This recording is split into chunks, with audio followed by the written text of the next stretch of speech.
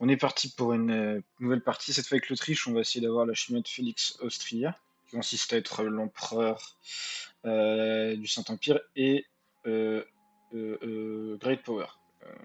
Donc normalement, une fois qu'on est empereur, on devrait avoir la chimiote automatiquement, parce que l'empereur nous donne suffisamment de points pour devenir une grande puissance.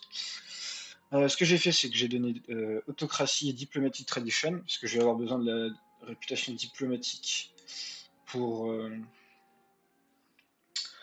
me faire élire, je pense.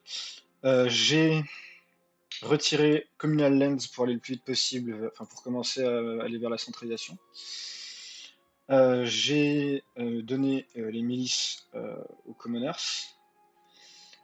J'ai commencé à intégrer avec mes deux trucs les terres en Suisse qui n'étaient pas intégrées, ce qui va être chiant, ce qui va me faire perdre du temps parce que j'aurais bien voulu plutôt faire autre chose avec ça. Ensuite, j'ai fait quoi? Bon, j'ai mis la base, hein. On baisse ça, on baisse ça. Pour l'instant, on n'a pas besoin de plus de trop de diplomatic spending. On n'a pas de vassaux. On va faire des alliances avec des électeurs. Même si avant la bulle d'or, tout le monde vote, il n'y a pas que les électeurs qui votent. Je vais automatiser le trading et je vais automatiser ça et ça. Voilà. Et globalement, c'est à peu près tout pour le début de partie. Voilà. Premier, comment on appelle ça? Premier parlement, on va faire comme à chaque fois, on va fabriquer un claim, on va prendre Salzbourg. Et le but, ça va être de vassaliser Salzbourg ou du full annex, je sais pas trop encore. Et on va voir si on peut. Traditional economy, c'est fort pour l'early game, donc on prend. On va quand même pouvoir sauvegarder ça. Donc c'est bien. Bon, on déclare la guerre du coup à Salzbourg. Ah, j'ai pas de diplomate, fuck. Cette fois, on déclare la guerre à Salzbourg. Et c'est parti. Bon,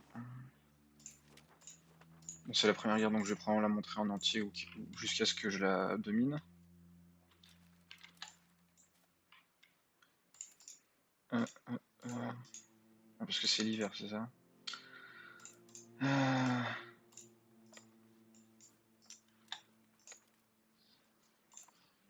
En plus, Salzbourg est full sang fort, donc ça va être facile. Semble-t-il. Non, c'est pas ça, c'est ça.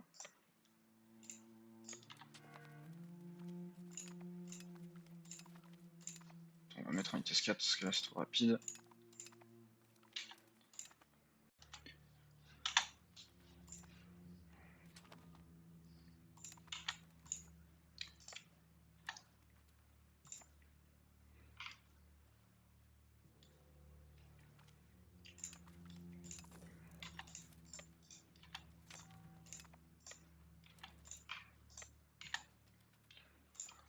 Allez, 1.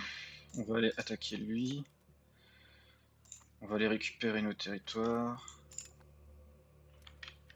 On va séparer nos armées pour vite aller là-bas.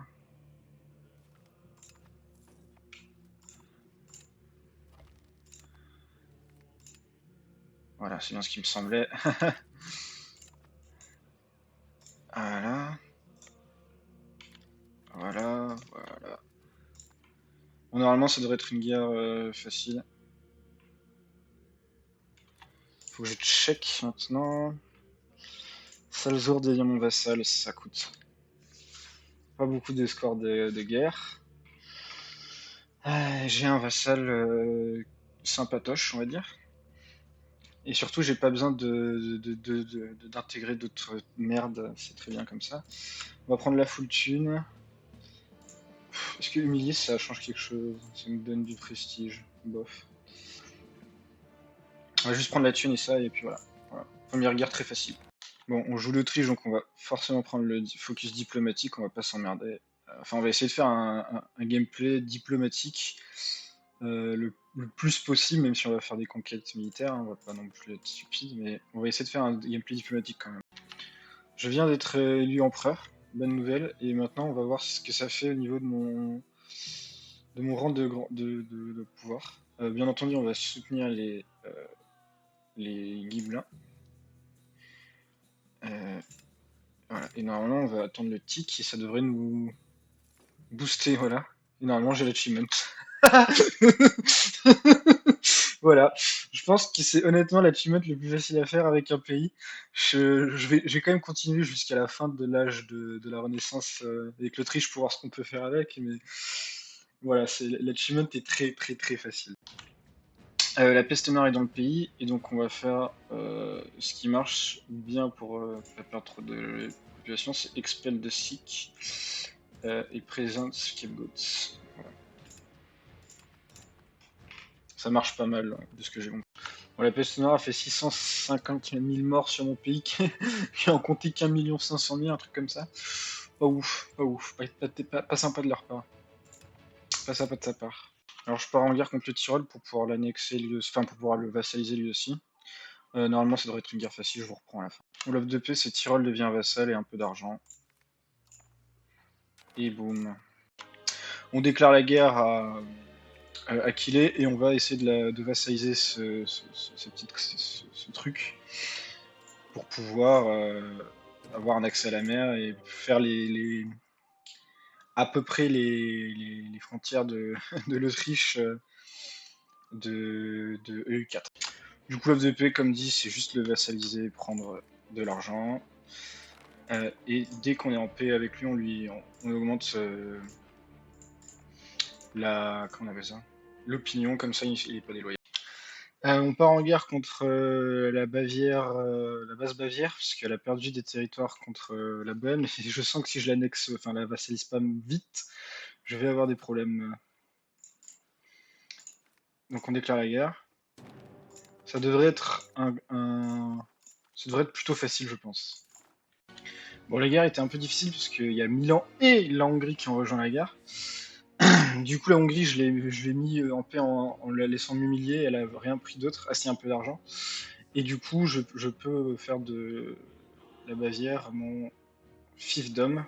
Pas vassal, fiefdom, parce que je veux éviter qu'elle soit toujours liée au Wittelsbach. Donc, je la prends pour ma famille. J'ai eu l'événement pour l'archiduché d'Autriche. Quand tu vois ce que te donnent les réformes spécifiques des autres pays et ce que ça te donne, ça, c'est pas impressionnant, quoi.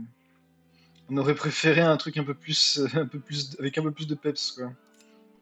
J'ai eu un claim throne contre la Hongrie, donc on va l'utiliser. On va juste perdre un peu de stab, mais on l'utilise. Et on va faire venir la Bohème en allié pour avoir une chance de le gagner, parce que sinon ça va être très très dur. Du coup, je peux faire mon offre de paix avec la Hongrie, mais ça coûte extrêmement cher et ça me crée une énorme coalition. Et donc, j'ai un petit peu peur. On va pas se mentir, j'ai un petit peu peur.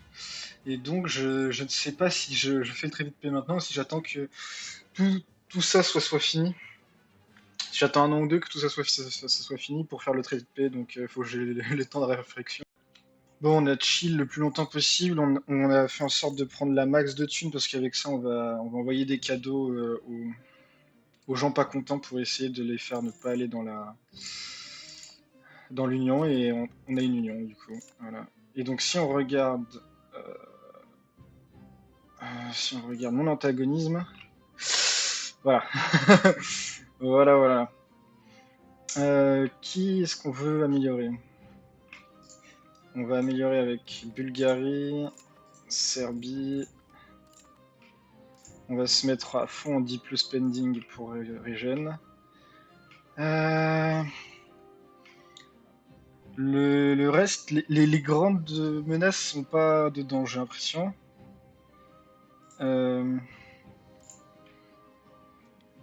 Et donc, on va peut-être pouvoir faire quelque chose. Faut que j'attende d'avoir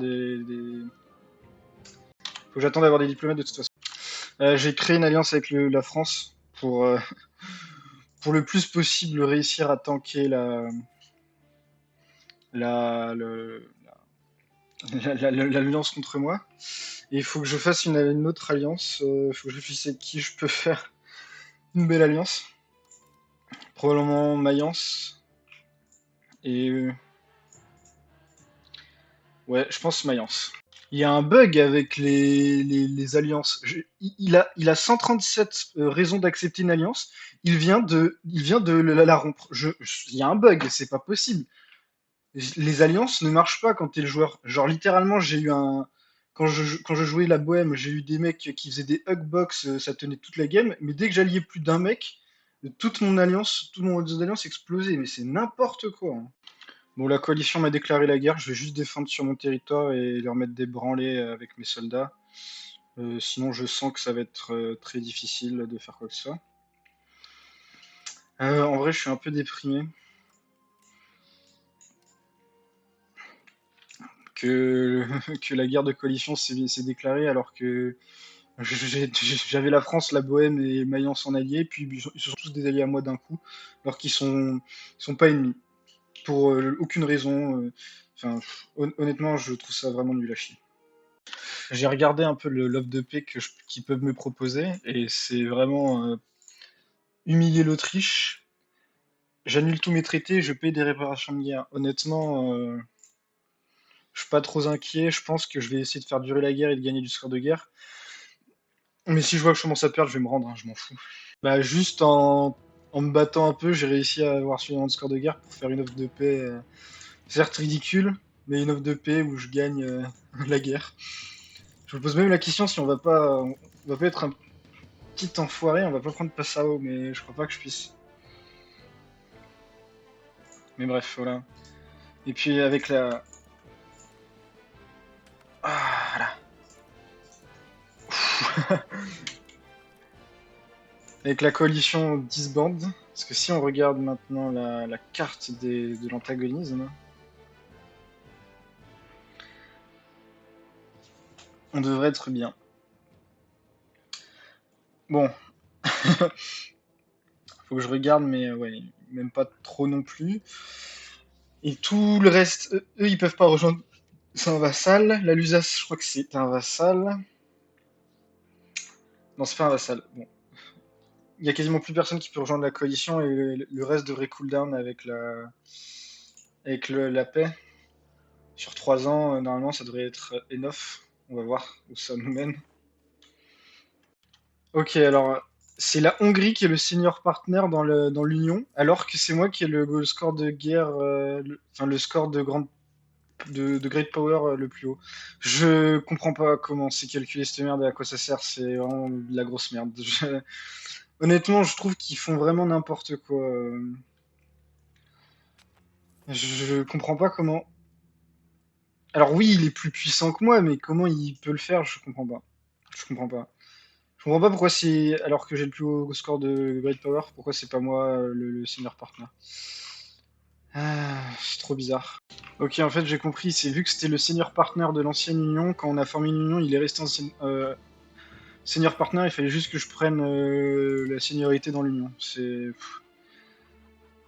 bizarre, c'est bizarre. Pas un grand fan. Ok, je vais prendre cette institut, enfin, cette réforme, parce qu'elle me donne automatiquement une réforme en plus gouvernementale, et on va prendre le Royal Decree qui va nous donner de la progression vers la centralisation.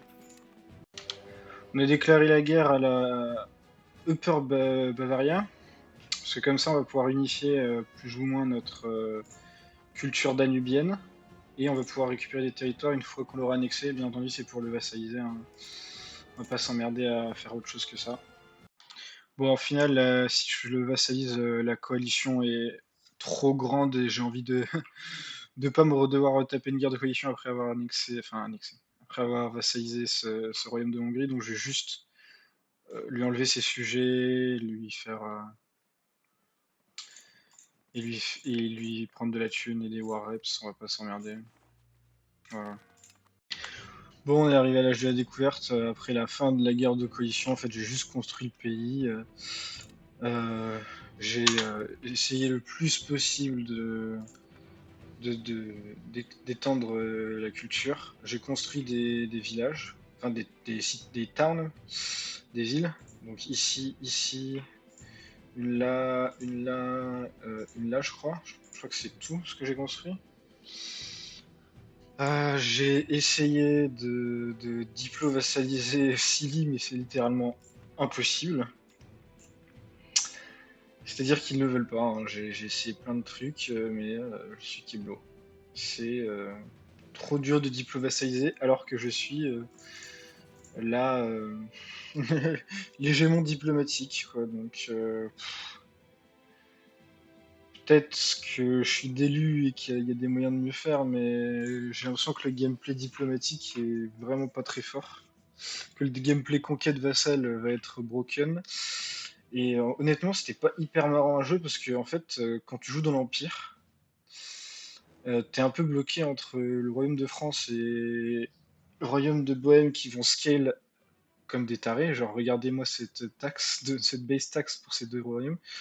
Puis toi, t'es là, tu développes ton pays, tu construis plein de trucs, t'essayes d'améliorer ton contrôle, mais t'arrives à rien, hein. Enfin, t'arrives à rien. Tu scales moins bien que ces pays-là. C'est un peu triste, je trouve que peut-être pas la France, parce que c'est logique, mais la Bohème, elle est un peu overtune, quoi. C'est un délire comment elle scale vite en thune, en population et tout, c'est vraiment très très bien. Du coup, moi je m'arrête là, hein. J'ai dit que je jouerais 100 ans après avoir obtenu l'achievement, et honnêtement, je me suis pas bien amusé malgré que j'étais empereur et que j'ai fait de la Hongrie mon partenaire mineur. C'était pas ultra satisfaisant comme campagne. Je pense que honnêtement, la Bohème, la France et l'Angleterre étaient beaucoup plus fun. En fait, je pense que si tu joues en Europe et que t'es pas isolé comme l'Angleterre, la Castille, ou que tu ne constitues pas vite un royaume puissant, en vrai, la Hongrie ou la Pologne, je pense que tu peux construire un royaume puissant vite. En fait, tu vas te faire outscale par la Bohème et la France. Genre, c'est un délirant. Bon, bref, j'arrête là. Bye.